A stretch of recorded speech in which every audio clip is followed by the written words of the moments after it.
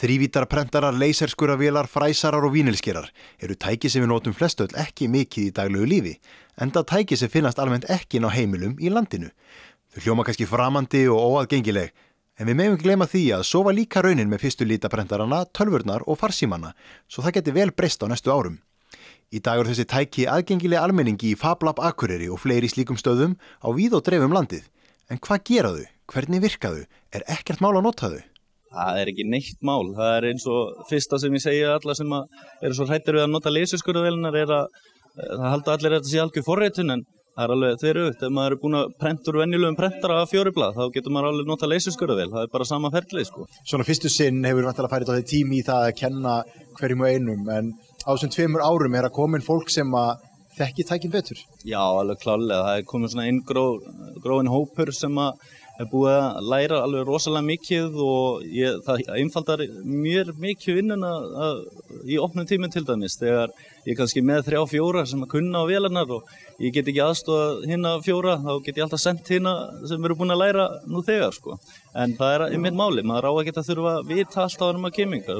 Maður á að læra þetta og svo bara endilega ef einhver vill kíkja hérna og læra á vélarnar, þá vonast ég til að þau komi aftur og hjálpi mér að kenna öðrum á þetta. Og þessi tæki þau bjóðu upp á gríðarlega mikla möguleika. Það að gera meira en bara að koma og prenta nafnið sitt á limmið. Hvað getur maður gert?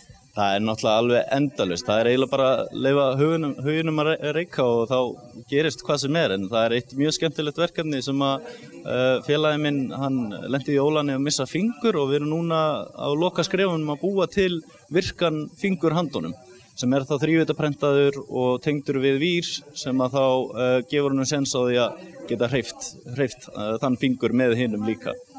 Og svo náttúrulega bara endalaust sem að hægt að prófa sig áfram, eins og líka vinnið að fræsi í ál, og það bara, maður reynir bara á gáðu bara hversu langt maður kemst með hugmyndina sína. Þannig að þegar smiðir hérna í smíðadeildinni, þeir saga á sér puttan, þá bara að koma beint yfir í FabLab. Bara búið til nýjan, það ekkert mál. Ég held að þeir verði bara líka betri fyrir vikið.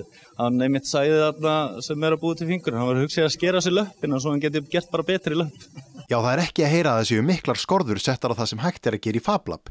Einu takmörkin manns eigin ímyndunarafl. Jónþór, hvað erum við með hérna? Herðu, þetta rafrásafræsarinn, þetta bara eins og lítil útgáfa af stóra fræsarnum mínum sem getur fræst út rafrásir fyrir tölvubúnað. Það að segja búa til sínar eigin örtölvur. Og hérna eru bara nokkur dæmi og hérna til dæmis með eina pínu litla mjög einhæfa örtölvu og hún bara með lítið LED-ljós á og eina sem þessi litla tölva gerir að stjórna þessum LED-ljósum.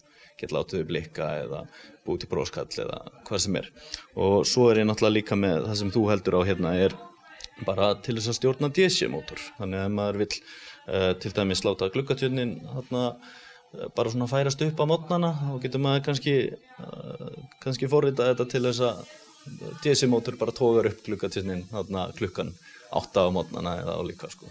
En svo náttúrulega þessi fræsari, hann býður upp á fleiri möguleika, til dæmis þrívíddarfræsun, og það bara eins og hérna ég með gott dæmi, ég bara með vaxkubb sem að fræsi út hérna þrívíddarmódel, og svo eins og líka við erum með hérna móthefni, og þá get ég hellt hérna sílíkonmót fyrir þennan hlut, þannig ég hellti bara hérna sílíkon á ný og þá ég komin með mót hérna sem til dæmis food safe, eins og maður kallar matar örugt, þannig ég geti búið til súkkulaðistykki, hellt bara súkkulaði hérna og ný og tekið búið til fullt af þeim, eða hellt steipu eða búið til bara svona fjöldaframleitt þetta stykki hérna, sem myndi taka miklu styttri tíma heldur en að fræsa eða þrívíddarprenta það. Starfsstöðin á Akureyri hefur verið opin í 2 ár. Fyrstu sinn fór starfsemin rólega af stað meðan að fólk var uppgötvana. Síðan kom sprenging en núna komið þægilegt flæði á aðsóknina og þar á meðal fólk sem hefur komið áður og kann á tækin, segir Jónþór. En hvernig lítur framtíðin út? Já, það náttúrulega bara allt veltur á samfélaginu sem að tekur þátt í þessu. Það því fleiri sem komingað, því meiri líkur á fjármagni og maður getur haldið þessu meira gangandi og svo náttúrulega bara uppfæra vélarnar. Það náttúrulega eini kostnaðurinn sem hérna til dæmis að bara efniskostnaður fyrir fólk sem vil nýta sér vélarnar. Það engin kostnaður við að fá aðstoð eða nota vélarnar sjálfar, en svo náttúrulega í lengri tíman allur gróði sem kemur út frá þessu FabLabi eins og í samstarfi Símey og almenn tíma með kostnað og fleira fer alfarið í tækjakaup og uppfæra FabLabið. Þetta náttúrulega bara hollvinafélag og opið frítt rými, non-profit maður talar önsku. Og maður sé fyrir sér gríðarlega möguleika hérna fyrir skapandi fólk að geta komið hugmyndunum frá teikniborðinu yfir í hlut sem að getur haldið á og þreifað á. Já, alveg klárlega og líka aðalmálið að koma hingað og sjá vélarnar, sjá hvað í boði og þá kviknar hugmyndaflugi.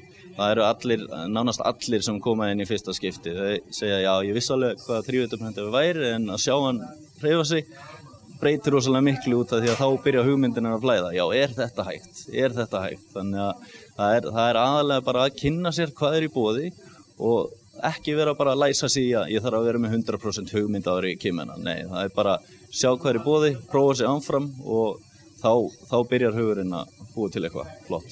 Þannig áður við hlaupum næst út í búð til að kaupa einhvern hlut til að eiga eins og allir aðrir, þá getur verið gott að hafa það í huga að í FabLab getum að framleitt eitthvað sem alveg einstakt og engin annar á nema maður sjálfur. En svo náttúrulega þetta líka hugsa sem prototípuverkstæði fyrir fyrirtæki, frumkvöðla og aðra sem vilja kannski með einhverja vöruhugmynd og vilja koma henni á framfæri. Og þá rosalega gott að geta bara búið til prototípuna og geta svo farið að hugsa lengra eftir að hún orðin fullkomin. Þannig að fyrirtæki geta líka nýtt sér þetta á þann hátt að ef eitthvað bilar í einhverju vél þá getur við reynt að búa til annað stykki 3D-prentaða á meðan þeir eru að bíða eftir varahlut eða álíka.